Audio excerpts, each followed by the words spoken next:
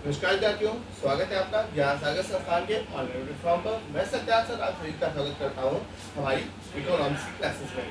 तो dear students, जैसा कि हमारी आपकी क्लासेस लगातार चल रही हैं ऑनलाइन प्लेटफॉर्म पर और इसमें हम लोग बहुत अच्छे से क्वेश्चंस को पीटी एग्जाम में देखते हुए डिस्कस करते चले आ रहे हैं क्वेश्चंस को।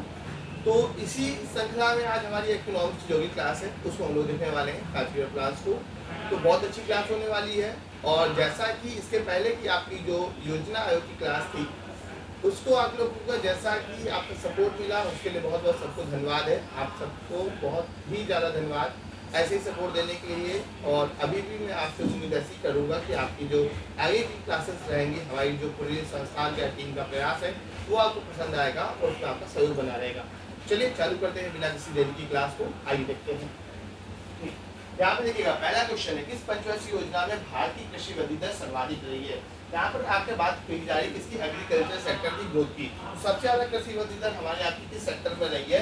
यहाँ पर आपके क्वेश्चन में पूछा जा रहा है कि कौन सा आपकी पंचवर्षीय योजना थी जिसमें कृषि वृद्धि दर सर्वाधिक है। पहला ऑप्शन नवी पंचवर्षीय योजना, दूसरा 10वीं पंचवर्षीय, चौथी और तृतीय पंचवर्षीय योजना। देखिएगा यहाँ पर समझ लीजिएगा, बहुत आसान है। एक छोटा सा कॉन्सेप्ट समझ लीजिएगा, ये आपका एग्रीकल्चर सेक्टर ग्रोथ कैसे करता है। यहाँ पर हमारे यहाँ पर क्या हुआ कि एक प्लान जो था ना कि भारत में संपूर्ण विश्व में चला। अगर उस प्लान की हम लोग बात करते हैं तो वो प्लान जो था वो कहलाता है ग्रीन रेवोल्यूशन, यानी हरित क्रांति। ठीक है, ये प्लान क्या कहलाता है, आपका हरित क्रांति कहलाता है। अगर हम लोग इसकी बात कर रहे हैं, इस हरित क्रांति की बात कर रहे हैं, तो देखिएगा ये हरित क्रांति के जनक कौन है। सबसे पहले क्वेश्चन यहाँ पे ये बनेगा, अगर हरित क्रांति की बात हो रही है तो हरित क्रांति के जनक कौन थे। आपके विश्व में पूछे जाएंगे तो आपको बोलना है नॉर्मन बोरलॉग। ठीक है, नॉर्मन बोरलॉग ये आपके हरित क्रांति के जनक थे। और उसके अलावा अगर पूछा जाए भारत में तो आप बोल सकते हैं कि नहीं, आप बोलते ही हैं MS स्वामीनाथन। नॉर्मन बोरलॉग और MS स्वामीनाथन, ये आपको दो इंसानों को याद रखना है क्योंकि इसके लिए हरित क्रांति के लिए जिम्मेदार है। ये रहने वाले कहाँ के थे, मैक्सिको के थे। और ये विश्व में वर्ल्ड लेवल पर आपके जो हरित क्रांति के जनक माने जाते हैं। और MS स्वामीनाथन ये कहाँ के, भारत के रहने वाले हैं और ये भारत में हरित क्रांति के जन्मदाता माने जाते हैं। तो यहाँ पे जो ग्रीन रेवोल्यूशन थी ये मेनली आपके तृतीय पंचवर्षीय योजना में लाई गई। ठीक है, कब आपके तृतीय पंचवर्षीय योजना में जो थर्ड आपका 5 ईयर प्लान था उसमें इसको लाया गया। तो थर्ड 5 ईयर प्लान जो था इन 1961 टू 66 के ड्यूरेशन में था, 61 से 66 के बीच में। लेकिन इसका जो रिजल्ट हमें तुरंत का तुरंत नहीं मिला। जैसे 66 का अकाल या 65 का भारत पाकिस्तान युद्ध, 62 का चीन युद्ध, ऐसे कुछ कंडीशंस हुई जिसकी वजह से ये आपके 5 ईयर प्लान तो आपका फेल हो गया। लेकिन इसका रिजल्ट हमें काफी समय बाद भी सकारात्मक रूप से मिला और वो हमें रिजल्ट मिला हमारा आपका की कृषि वृद्धि दर की सर्वाधिक की वो किससे मिलती है, हमें आपकी चौथी पंचवर्षीय योजना में रहती है। तो जो तृतीय पंचवर्षीय योजना थी इसका रिजल्ट हमें कब मिलता है, चौथी पंचवर्षीय योजना में मिलता है। तो अगर कुछ हरित क्रांति को इंट्रोड्यूस करने वाली आपकी तो आप बोलेंगे तृतीय है और कृषि वृद्धि दर सर्वाधिक जो रिजल्ट मिलेगा हमें बाद में मिलता है, इसमें आपका चौथी पंचवर्षीय योजना में मिलता है। और ये चौथी पंचवर्षीय योजना कब से कब तक रहती है, 1969 को आपका 74। ठीक है, 69 से 74 आपकी ये चौथी पंचवर्षीय योजना। ठीक है, तो पहला आपका क्वेश्चन ये होगा, आपका इस तरह से रहेगा आपका चौथी पंचवर्षीय योजना। चलिए आगे देखते हैं, निम्नलिखित योजनाओं में से भारत में उच्चतम वृद्धि दर किस योजना में रही है। अगर आपसे पूछा जा रहा उच्चतम वृद्धि दर मतलब जो GDP का ग्रोथ रेट है वो हाईएस्ट किस आपकी टाइम पे रहा है। तो यहाँ पर जब बात कर रहे हैं GDP की, देखिएगा किसी भी देश की इकोनॉमी को GDP मतलब ग्रॉस डोमेस्टिक प्रोडक्ट, उसको हिंदी में हम लोग बोलते हैं सकल घरेलू उत्पाद। ठीक है, तो देश के अंदर हमारे यहाँ के जितने भी नागरिक हैं या जो भी आपकी कंपनियां हैं चाहे जैसी विदेशी, उन सबके द्वारा मिलकर जो आपको कुल मूल्य उत्पादन होता है उसके आपकी जो वैल्यू सकल घरेलू उत्पाद GDP ग्रोथ में जानी जाती है। तो यहाँ पर जो हमारी GDP में आपकी हाईएस्ट ग्रोथ रेट रही है तो किसमें रही है, 11वीं पंचवर्षीय योजना में रही है। ठीक है, कौन सी 11वीं पंचवर्षीय योजना, ये 2007 से लेकर 2012 के बीच में रही है। ठीक है, 2007 से 2012 के बीच में 11वीं पंचवर्षीय योजना में हमारी GDP की ग्रोथ रेट हाईएस्ट रही है और ये गई है 7.9%। ये भी अगर आपसे थोड़ा सा और डीप में पूछ लीजिएगा तो आपके कितना हो जाएगा, 7.9% की हाईएस्ट ग्रोथ रेट हमें किसमें मिलती है, ये आपकी चौथी पंचवर्षीय योजना में मिलती है। चलिए आगे देखते हैं, अगला हमारा क्वेश्चन है। ठीक है, अगला क्वेश्चन है राष्ट्रीय विकास परिषद का गठन किस वर्ष किया गया। देखिएगा ये आप सबने पढ़ा हुआ है और इसके पहले जो हमारा योजना आयोग का चैप्टर हम लोगों ने वीडियो पढ़ा हुआ तो उसमें इस चीज के बारे में डिटेल से बताया गया है। यहाँ पे जो विद्यार्थी नए हैं वो देख लें, और जो अगर देखना चाहते हैं तो पिछला एक वीडियो है, आप ज्ञान सागर की प्लेलिस्ट में जाइएगा, वहाँ पर आप इकोनॉमिक्स के वीडियो मिलेंगे, उसमें आपको मिल जाएगा। ठीक है, तो यहाँ पर 1950 में क्या हुआ था, एक संस्था बनती है, कौन सी, योजना आयोग। एक संस्था बनती है, प्लानिंग कमीशन योजना आयोग बनती है। और ये जो योजना आयोग थी, इसके कार्यों पर निगरानी करने के लिए या इसको अनुमोदन देने के लिए 1952 में क्या बनती है, राष्ट्रीय विकास परिषद। ठीक है, तो राष्ट्रीय विकास परिषद मीन्स नेशनल डेवलपमेंट काउंसिल। इसकी स्टैब्लिशमेंट कब है, आपके 1952 में है, 1952 में है। और 1950 में किसकी है, योजना आयोग की। यहाँ पे राष्ट्रीय विकास परिषद पूछा गया है, तो इसका आंसर क्या होगा, 1952 होगा। ठीक है, अगर चलिए तो ये हमारा था, अभी इतना ही देखेंगे, ये आपका थर्ड क्वेश्चन। अगला देखते हैं, 11वीं पंचवर्षीय योजना का उद्देश्य था निर्धनता का उन्मूलन, समविश्व आर्थिक वृद्धि, सामाजिक न्याय के साथ विकास हो, अल्पसंख्यकों का विकास। ठीक है, माइनॉरिटीज का डेवलपमेंट। तो देखिएगा हमने क्या किया था, अभी हम लोगों ने पढ़ा, जो हमारी आपकी हाईएस्ट ग्रोथ रेट थी वो कौन सी में थी, 11वीं पंचवर्षीय योजना में 2007 से 2012। तो सीधी सी बात है, सरकार इकोनॉमिक लेवल पे ऐसे आपके काम करेगी जो आपकी ग्रोथ रेट को अच्छे से अच्छे पे ले जाएंगे। तो यहाँ पे क्या था कि आपका सरकार का सीधा सा आपका एक टारगेट था, आर्थिक वृद्धि को आपको फोकस करते हुए आपका टारगेट करना। तो यहाँ पर आपका क्या हुआ, समाविष्ट आर्थिक वृद्धि, ये हमारा क्या था, 11वीं पंचवर्षीय योजना का उद्देश्य था, मुद्दा था। इसी के अंतर्गत क्या किया गया, 11वीं पंचवर्षीय योजना में 7.9% की क्या की गई, जीडीपी की ग्रोथ रेट हाईएस्ट आपकी अचीव की गई। आगे देखते हैं, किस पंचवर्षीय योजना में भारी उद्योगों को प्राथमिकता दी गई। यहाँ पे क्वेश्चन पूछा जा रहा है, किस पंचवर्षीय योजना में भारी उद्योगों को प्राथमिकता दी गई।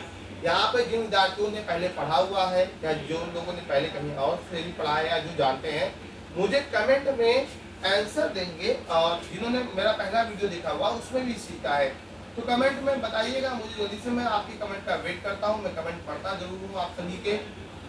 और इसमें क्या होता है कि मैंने आपको 3 उद्योग बताए थे लास्ट पहले वीडियो में, मैंने आपको क्या हुए थे, 3 उद्योग बताए थे जो आपके इंडस्ट्रियल आपकी कैटेगरी के थे और भारी उद्योगों की श्रेणी में आते हैं। उनकी स्थापना आपकी कौन कौन सी जगह पर की गई वो मुझे आपको कमेंट में बताना है। और अगर ऐसे पूछा जाए कि पंचवर्षीय योजना भारी उद्योग की प्राथमिकता, इसका आंसर क्या होगा, दूसरी पंचवर्षीय योजना, ये मैं आपको बता रहा हूँ। लेकिन वो कौन कौन से संयंत्र थे, इस्पात संयंत्र थे, मैं भी बता देता हूँ, इस्पात संयंत्र थे। जल्दी से मुझे कमेंट करके बताइएगा, और नहीं पता है तो पीछे वाला वीडियो देखिए, उसमें आपको आंसर इसका जरूर मिलेगा। ठीक है, मैं देखता चाहता हूँ कि कितने विद्यार्थियों ने पढ़ा हुआ है या कितने बच्चों को पता है। ठीक है, तो कमेंट करके इन तीनों आपके इस्पात संयंत्रों का नाम मुझे जल्दी से बताइएगा, मैं देखूंगा आपके कमेंट में, वेट करूंगा। ठीक है, चलिए अगला देखते हैं, निम्न में से कौन सी 12वीं पंचवर्षीय योजना का कार्यकाल है। देखिएगा यहाँ पर अभी हम लोगों ने पढ़ी थी जो 11वीं पंचवर्षीय योजना थी, 11वीं की अगर बात करते हैं तो ये 2007 से लेकर कब तक की थी, 2012 तक की थी। अगली पंचवर्षीय योजना मतलब 12वीं कब होगी, 12वीं होगी 2012 से लेकर आपके 2017 तक की। ये आपकी अंतिम पंचवर्षीय योजना है। यहाँ पर अगर 12वीं पूछा जाएगा तो 12वीं पंचवर्षीय योजना भारत के लिए कैसी है, अंतिम पंचवर्षीय योजना है। क्यों, क्योंकि इसके बाद में आपकी पंचवर्षीय योजनाओं का आपका कॉन्सेप्ट क्या कर दिया गया, खत्म कर दिया गया, तो आपका पूरी तरीके से खत्म हो गया। योजना आयोग को ही खत्म कर दिया गया, उस जगह पर एक आपका नई संस्था बन गई है नीति आयोग करके। तो यहाँ पर जो आपकी 12वीं पंचवर्षीय योजना होगी कब से कब तक होगी, देखिएगा 2012 से 2017 दिया हुआ है। हाँ भैया, ये होगा आपका 1 जनवरी 2012 से 30 दिसंबर 2017 तक की। ये हमारी आपकी 12वीं और अंतिम पंचवर्षीय योजना, क्योंकि इसके बाद आपका क्या हुआ था, इसी बीच के समय में ही 2015 में ही आपका योजना आयोग को खत्म करके एक नई संस्था आ जाती है जिसका नाम होता है नीति आयोग। ठीक है, चलिए अगला क्वेश्चन देखते हैं, प्रति पंचवर्षीय योजना की कार्यनीति में सर्वाधिक बल किस क्षेत्र के विकास को दिया गया था, कृषि, उद्योग, रोजगार निर्माण और अधोसंरचना। ठीक है, तो यहाँ पर प्रति पंचवर्षीय योजना अभी मैंने आपको बताया था, सबसे पहले हमारे साथ में क्या हुआ था कि हमने जो हरित क्रांति का हम लोगों ने पहले ही क्वेश्चन देखा था, वहां में मैंने आपको बताया था कि हमारे यहाँ प्रति पंचवर्षीय योजना किसको फोकस किया गया था, आपका एग्रीकल्चर सेक्टर को, जिसका रिजल्ट हमें मिलता है चौथी पंचवर्षीय योजना के ग्रोथ के रूप में। यहाँ पे इसका आंसर क्या हो जाएगा, आपका कृषि हो जाएगा। अगला भारत सहायता कर की स्थापना किस पंचवर्षीय योजना की गई, क्योंकि ये थोड़ा सा अलग टाइप का क्वेश्चन है, बहुत कम ही आंसर पढ़ने को मिलता है। भारत सहायता की बात हो रही है तो यहाँ पर आपको पूछा द्वितीय है, तृतीय, चतुर्थ, 5वीं है। तो यहाँ पर भारत सहायता कर की जो बात हो रही है किसमें, आपका ज्योति पंचवर्षीय योजना में इसको स्टैब्लिश किया गया था हमारा आपका 56 से 61 के बीच में। पहला क्वेश्चन देखते हैं, किस पंचवर्षीय योजना अवधि के दौरान सरकार ने वह कृषि नीति बनाई जिसने हरित क्रांति को जन्म दिया। देखिएगा मैंने पहले ही इसको एक्सप्लेन किया हुआ था। कौन सी पंचवर्षीय योजना होगी आपकी?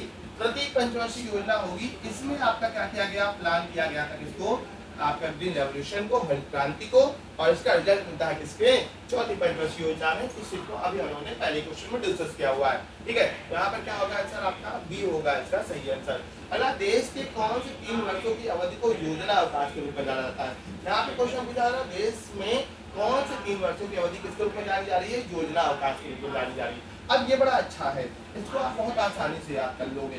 ठीक है, चलो मैं आपको बताता हूँ योजना अवकाश की अगर बात हो रही है।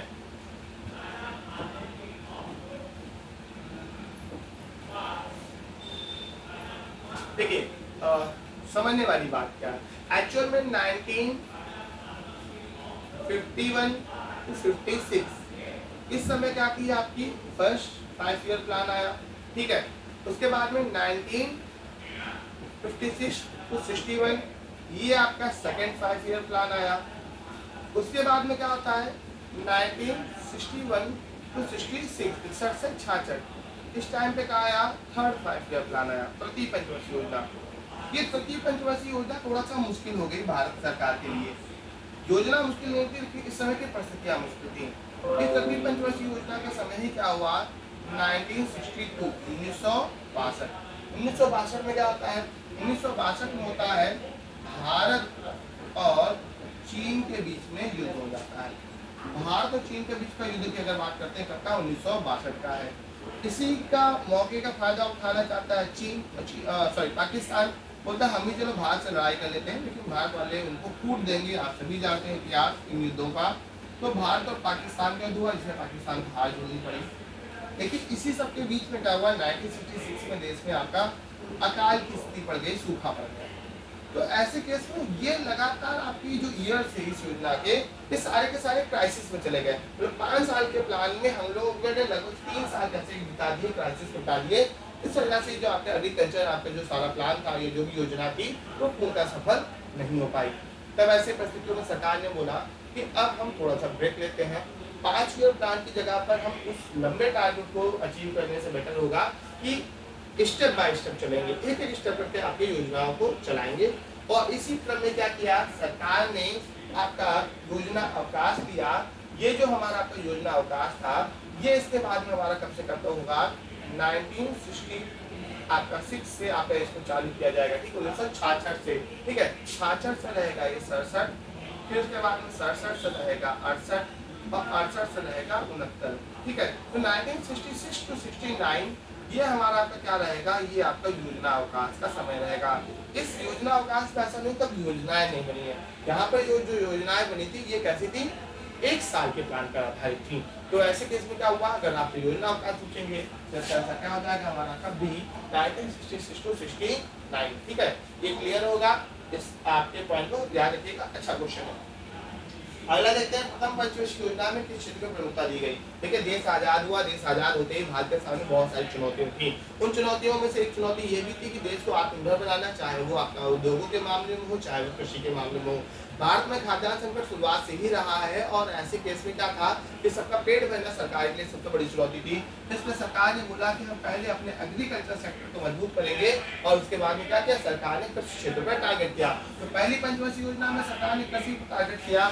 ठीक है, पहले हम लोग ने फर्स्ट जो थी उसमें से हम लोगों ने आपका एग्रीकल्चर का जो सेक्टर था इसको आपका मजबूत कर दिया थोड़ा बहुत। ठीक है, उसके बाद में सेकंड में क्या हुआ कि चलो अब सेकंड में हमने एग्रीकल्चर तो अपने को थोड़ी बहुत स्टेबिलिटी पा ली है, अब क्या करते हैं थोड़ा सा और डेवलप करते हैं।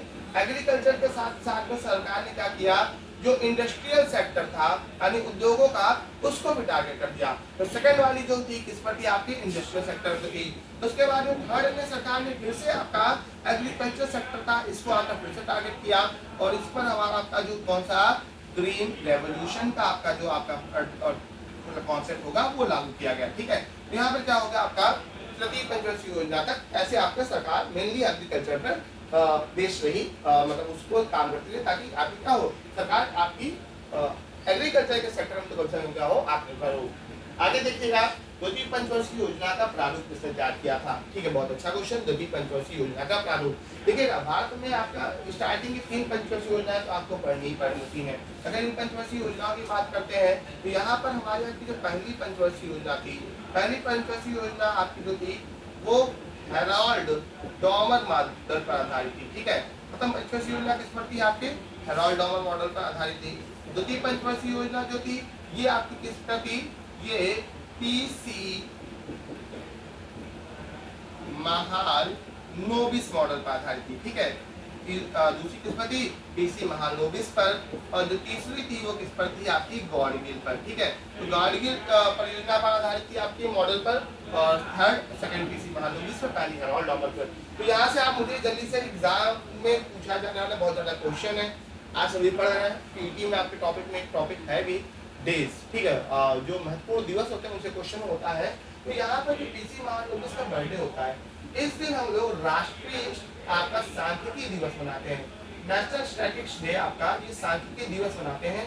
मुझे कमेंट में कौन बता रहा है कि सांख्यिकी दिवस कब मनाया जाता है? ठीक है, कमेंट में वेट करता हूँ आपके आंसर का, मैं पढ़ता भी हूँ और देखते हैं कि कौन बताएगा हमारा आपका इसके बारे में। यहाँ पर आपका क्या होगा? आपका सांख्यिकी दिवस कब मनाया गया? जल्दी से कमेंट करके मुझे बताइएगा जरूर, देखते किसको पता है। तो यहाँ पर द्वितीय पंचवर्षीय योजना किस पर आधारित है? पीसी महालनोबिस मॉडल पर। अगला देखते हैं किस पंचवर्षीय योजना के अंतर्गत में देश में 3 लॉन्च इस्पात उद्योग आधार किए थे।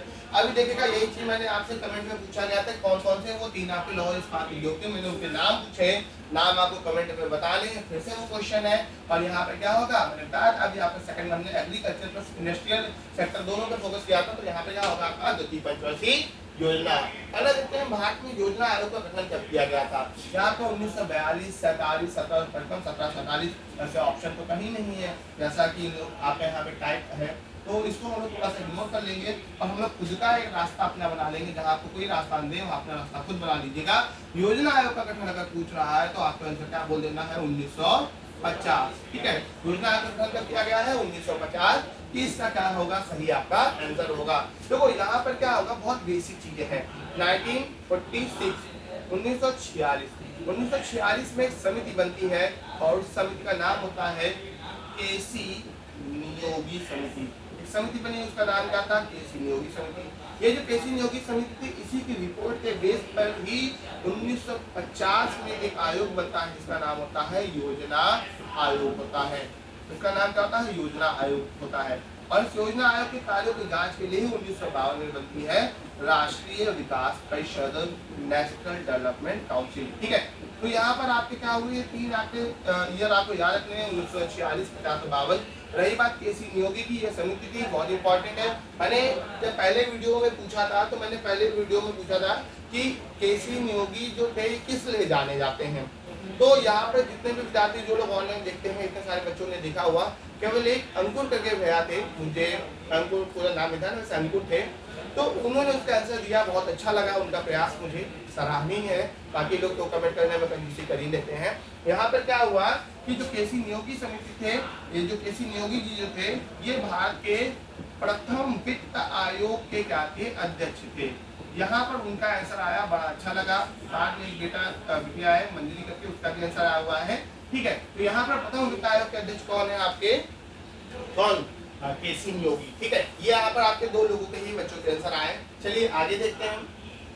आगे है किस पंचवर्षीय योजना के दौरान आपातकाल लगाया गया तथा नए चुनाव हुए तो जनता पार्टी की सरकार चुनी गई? ये बड़ा अच्छा क्वेश्चन है। तो पूछा जाता है कई बार किस पंचवर्षीय योजना के दौरान देश में आपातकाल लगा और नई सरकार चुनी गई और जो जनता पार्टी की सरकार चुनी गई। ठीक है, अब इसको देखो बहुत बेसिक से मैं बहुत अच्छी से आपको ट्रिक बताने जा रहा हूँ। हम लोगों ने जितने भी वीडियो में पढ़ते हैं मैं कोशिश करता हूँ अच्छी अच्छी ट्रिक्स बता दूँ ताकि आपको याद करना आसान हो।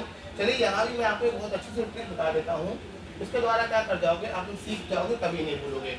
देखो होता क्या है कि हमारे यहाँ पर जो पहली पंचवर्षीय योजना वो नॉर्मल चलती रही, द्वितीय वाली ये भी नॉर्मल चलती रही, तृतीय वाली भी क्या गई? सही गई। ठीक है, फर्स्ट, सेकंड और थर्ड।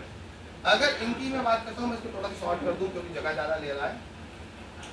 फर्स्ट, उसके बाद में सेकंड और उसके बाद में थर्ड, ये 3 योजनाएं स्टार्टिंग की तो आपकी सही चली गई। ठीक, अभी क्या हुआ कि इन योजनाओं के बाद में क्या हुआ? थोड़ी सी दिक्कत आने लगी।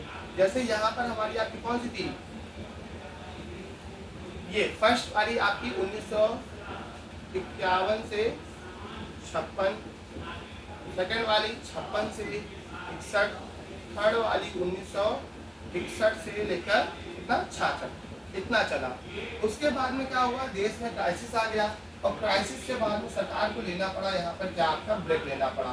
तो 66 से लेकर हमारा आपका 67, 67 से लेकर 68 और 68 से लेकर 69, इन 3 सालों के लिए क्या लागू कर दिया गया, यहाँ पर आपका ये आ जाता है योजना अवकाश।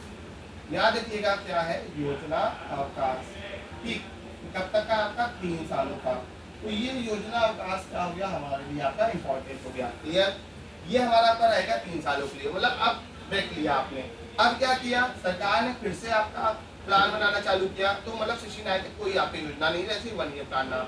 उसके बाद में क्या होता है हमारे सामने आती है आपकी 4th योजना, ठीक है, चौथी योजना।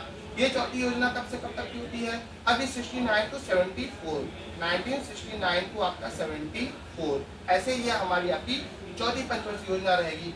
इसके बाद में क्या होगा कि इसके बाद आएगी कौन सी योजना, 5वीं पंचवर्षीय योजना।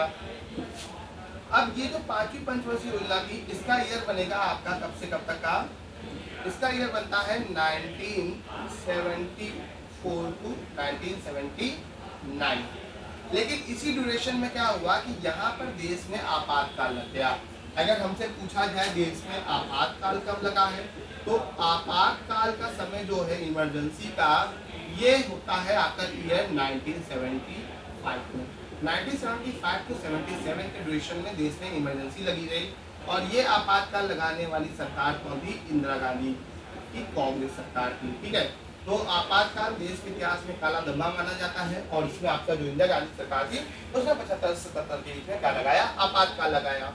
अभी यहाँ पर क्या हुआ कि सरकार ने अब यहाँ पर 78 के में आपके चुनाव होते हैं, नई सरकार आती है और वो नई सरकार बोलती है कि अब हम लोग ब्रेक करेंगे। तो यहाँ पर ये हमें मिल गई कौन सी योजना, 5वीं पंचवर्षीय योजना। आज पूछ रहा है किस योजना के दौरान, तो यहाँ पर हमारी कौन सी योजना मिल गई, 5वीं पंचवर्षीय योजना मिल गई। और इस 5वीं पंचवर्षीय योजना के दौरान देश में क्या लगाया गया, आपातकाल लगाया गया। अब समझ लीजिएगा यहाँ पर जो आपातकाल लगा, उसके बाद में क्या हुआ कि जो सरकार थी उसने क्या किया, इस 5वीं पंचवर्षीय योजना को 78 में ही ब्रेक कर दिया है।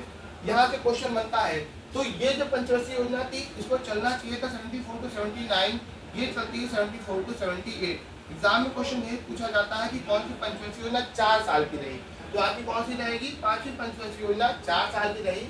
और इस पंचवर्षीय योजना में सरकार ने क्या किया कि सरकार ने इस आपके प्लान को, जो पंचवर्षीय योजना को ब्रेक करके उसकी जगह पे बोला कि अब हम क्या करेंगे, इसकी जगह पर रोलिंग प्लान लेकर आएंगे, अनवरत योजना। मतलब उसमें था 5 साल तक एक साल की योजना लाने का प्रस्ताव था। इसमें 78 to 79 और 79 को लेकर आपका कितना 80 79 to 80, ये जो टाइम पीरियड था इसमें सरकार क्या लेकर आई है, अनवरत योजना लेकर आई है। ये अनवरत योजना ही क्या कहलाती है, रोलिंग प्लान कहलाती है। जिन लोगों ने पहला वीडियो देखा हुआ है उन सबको पता है कि अनवरत योजना का प्रस्ताव या भारत में समर्थन किसने किया था, अनवरत योजना, या इसी को हम लोग आपका रूलिंग प्लान के नाम से भी जानते हैं। तो कमेंट में मुझे बताइएगा जरा रूलिंग प्लान कौन आपका रिकमेंड करता है भारत के लिए या विकासशील देशों के लिए। तो यहाँ पर क्या हो गई, ये हमारी आपकी 5वीं पंचवर्षीय योजना भी हमारी क्या हो गई, बहुत ज्यादा इंपॉर्टेंट हो गई, ठीक है। तो यहाँ पर ये आपको समझ में आ गया होगा प्रॉपरली कैसे क्या हुआ। तो इसका आप जल्दी से स्क्रीनशॉट ले सकते हैं, ठीक है। और फिर मैं आपको एक बहुत अच्छी से ट्रिक बता देता हूँ आपको आगे के लिए, जो भी मैंने बोला इसको जल्दी से आप स्क्रीनशॉट ले लीजिएगा, मैं हटा हूँ। और इसको सेव जरूर रखिएगा या नोट कर लीजिएगा जैसा भी आपको उचित लगे, ठीक। आगे देखो, अच्छा तो यहाँ पे क्या हुआ, इसका आंसर में मिलता है आपका कौन सी योजना, 5वीं पंचवर्षीय योजना मिल गया। अभी देखिएगा यहाँ पर हमारे यहाँ पे 1966 से आपका क्या हुआ, हमारा आपका योजना अवकाश दिया गया 66 to 69। यहाँ पे क्या रहेगा इस ड्यूरेशन में 66 से लेकर 69 के बीच, ठीक है। यहाँ पर क्या आता है, योजना अवकाश रहेगा, ठीक। उसके बाद में क्या हुआ, आपको एक बहुत अच्छी सी ट्रिक है याद करने का। आपको 66 में केवल कितने साल जोड़ देने हैं, 12 साल जोड़ देने हैं। कितने साल जोड़ दिए, 12 साल। तो 12 वर्ष जब 66 में हम लोग जोड़ देंगे तो 66 में 12 जोड़ने पे हमें कितना मिलता है हमें आपका 1978 मिलता है, मतलब 1978। तो यहाँ पर 1978 और 78 से लेकर कितना 80, अभी मैंने आपको बताया इस समय भारत में क्या आती है, अनवरत योजना आती है, यानी रूलिंग प्लान आता है। ठीक है, ये अनवरत योजना कब की है, ये आपकी 1978 से 80 की चलती है। फिर आपको क्या करना है, फिर हमारे देश में इकोनॉमिक क्राइसिस आ हुआ और उस समय हमारे कांग्रेस की सरकार थी, उसने वहाँ पे क्या किया, फिर एग्जैक्ट 12 साल बाद, मतलब 12 वर्ष कितना हमारा आपको होगा 78 में अगर हम 12 जोड़ेंगे तो हमें कितना पता है मिलेगा 1990। तो 1990 से लेकर 1992 तक के लिए फिर यहाँ पर क्या हुआ, हमारा आपका योजना का अवकाश रहा। तो यहाँ पर याद रखिएगा, यहाँ पर ये हमारा आपका 2 वार्षिक योजनाएं आती हैं, कब की, आपकी 1990 और 92 की ड्यूरेशन में। ठीक, तो यहाँ पर हमें आपकी छोटी सी ट्रिक पता चल गई। वो ट्रिक क्या है आज की हमारी आपकी, कि ये जो हमारी आपकी योजनाएं रही हैं उनमें गैपिंग जो आगे जो योजना अवकाश की हो या अनवरत योजना की है, जो वार्षिक योजना 2 साल की थी, इन सब में गैपिंग कितने की है, 12 साल की। आपको केवल क्या करना है, आपको कुछ नहीं करना है, आपको एक ईयर याद रखिएगा 66 में 12 साल जोड़े 1978, फिर इसमें हम लोगों ने क्या कर दिया, आपके 12 साल जोड़ दिए, 12 साल जोड़ने पर हमें कितना मिल गया हमारा आपका 1990। तो 12 साल की गैपिंग में चलने वाली जो योजनाएं थी यही हमारी आपकी क्या, आपकी गैपिंग रहेगी। ठीक है, तो 12 साल याद रखिएगा। ये ट्रिक आपको कैसी लगी कमेंट करके जरूर बताइए। अगर आपने पहले पढ़ी है तो भी बताइएगा, नहीं पढ़ी है तो भी बताइएगा। 1978 to 80, 66 to 69 और 1990 से 92 तक। ठीक है, ये हमारा पूरा क्या था ये। आगे देखते हैं, अगला है राष्ट्रीय नियोजन में रोलिंग प्लान की अवधारणा किसने लागू की थी। अभी हम लोगों ने किया राष्ट्रीय नियोजन में जो रोलिंग प्लान की अवधारणा थी उसको लागू करने वाली सरकार कौन सी है, वो कौन सी, जनता पार्टी की सरकार। अभी हम लोगों ने पढ़ा है कि जो रोलिंग प्लान है उसको कौन लागू करता है, जनता पार्टी की सरकार लागू करती है। अगला देखें, भारत सरकार की प्रथम पंचवर्षीय योजना किस मॉडल पर आधारित थी। अभी हम लोगों ने इसको आपको पढ़ा हुआ है, तो फर्स्ट 5 प्लान किस पर है, हेराल्ड डोमन मॉडल पर बेस्ड है। आइए देखते हैं कौन सी पंचवर्षीय योजना केवल 4 वर्ष की थी। अभी देखो मैंने इसको पूरा डिटेल से बताया हुआ है। कौन से 5 ईयर प्लान किस साल का था, 4 का, वो कौन सा था, 5वां था। ये था आपका 1974 to 78, चलना कितना चाहिए था 79। जनता पार्टी की सरकार ने उसको 1 साल पहले क्या कर दिया था, पूरा कर दिया था। आगे देखते हैं महाल नोटिस मॉडल का संबंध किस पंचवर्षीय योजना से है। तो यहाँ पर अभी हम लोगों ने पढ़ा, पहली पंचवर्षीय योजना हेराल्ड डोमन पर है, सेकंड आपकी किस पर है, पीसी महालनोबिस पर है, और थर्ड किस पर है, गॉडगिल परियोजना पे है। यहाँ पर आपका क्या होगा, 19 आंसर क्या हो जाएगा, बी हो जाएगा। आगे देखिएगा, निम्नलिखित में से कौन सी पंचवर्षीय योजना मुख्य रूप से देश के कृषि विकास पे केंद्रित थी। मैंने बताया था जब हमारा आपका जब इकोनॉमिक क्राइसिस था या देश आजाद हुआ तो सबसे बड़ी चुनौती किसकी थी, कि हमें क्या करना है, अपने एग्रीकल्चर सेक्टर को मजबूत करना है। तो यहाँ पर क्या हो जाएगा, प्रथम पंचवर्षीय योजना। अगला देखते हैं, भारत में पंचवर्षीय योजना अंतिम रूप से अनुमोदित की जाती है। देखिएगा, जो 5 ईयर प्लान होते हैं इनके लिए आपकी 2 चीजें होती हैं, बनाने की जिम्मेदारी इसकी योजना आयोग की थी और इसको अनुमोदन करना, अप्रूवल करना, इसके लिए संस्था बनती है राष्ट्रीय विकास परिषद, जैसा कि मैंने आपको पहले भी बताया हुआ है एनडीसी की। तो इसका आंसर क्या हो जाएगा आपका डी, इसका सही आंसर होगा राष्ट्रीय विकास परिषद की। ठीक है, तो अगला क्वेश्चन देखते हैं, निम्नलिखित में से किस पंचवर्षीय योजना में गॉडगिल योजना। अभी हम लोगों ने कई बार देखा हुआ है, इसका आंसर क्या होगा, प्रति पंचवर्षीय योजना कौन सी है, गॉडगिल योजना के रूप में जानी जाती है। आगे देखें, निम्न में से कौन सा सही सुमेलित है। ठीक है, आपको यहाँ पर पूछ रहा है सही क्या है। सही सुमेलित योजना की अगर हम लोग बात करते हैं तो चौथी पंचवर्षीय योजना 1969 to 74 ये दे रहा है। पांचवी हमारी 74 to 79, 74 to 79 कोई योजना ही नहीं है, तो हमारी 78 को खत्म हो गई थी। ठीक है, चलो आगे भी देखते हैं। और यहाँ पर हमारा क्या है, आठवीं पंचवर्षीय योजना 1986 to 89, 3 साल की कोई योजना नहीं रही। यहाँ पर क्या है, कौन सा सही सुमेलित है, तो सही सुमेलित ये भी हमारा गलत है, ये भी गलत है। कौन सा बचा, केवल आपका ए, चौथी पंचवर्षीय योजना 1969 to 74 का। ठीक है, तो इसका ए सही आंसर होगा। आगे देखिएगा, योजना आयोग द्वारा अब तक कुल कितनी पंचवर्षीय योजना बनाई गई। योजना आयोग ने मैंने आपको बताया था कितनी बनाई गई है, 12वीं पंचवर्षीय योजना, वो जो आपकी क्या थी, अंतिम पंचवर्षीय योजना जो 2017 में खत्म हो जाती है। आगे देखते हैं, भारत में योजना अवकाश था। अब देखना, योजना अवकाश अभी मैंने इसको आपका शुरुआत में एक्सप्लेन किया हुआ है।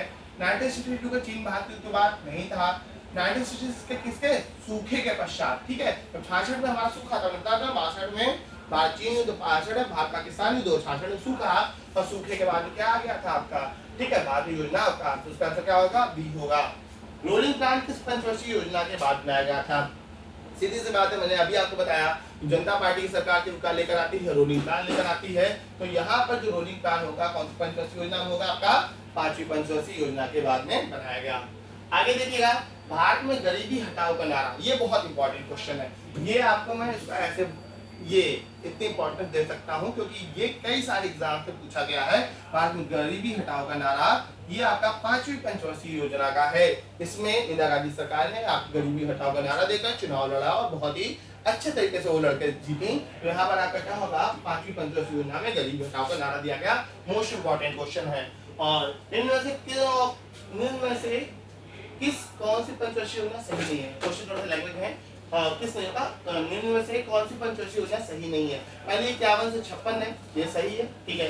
दूसरी 56 से 61 ये भी सही है। तृतीय 61 से हमारी 66 ये भी सही है। चतुर्थ 66 से 71 ये नहीं है। 66 में क्या था, योजना अवकाश था, तो इसका सही आंसर क्या हो जाएगा, बी इसका क्या होगा, सही आंसर होगा, ठीक।